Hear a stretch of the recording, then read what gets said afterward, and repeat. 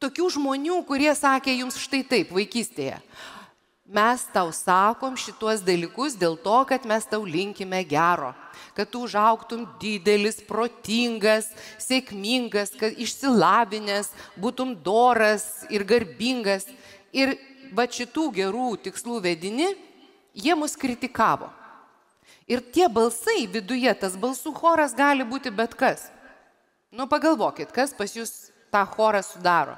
Tai galėtų būti tėtis ir mama, tai galėtų būti dailės mokytojas arba choro vadovas, tai gali būti treneris, kuris pasakė, greitai numesk svorio, nes su šituo svoriu tu nieko nepadarysi, arba tu neturi gebėjimo ką nors padaryti. Aš kalbinau neseniai moterį, kuri yra ėjimo čempionė Lietuvoje, pasaulio olimpietė, kuriai sakė, kad tu tikrai to nepadarysi ir tik po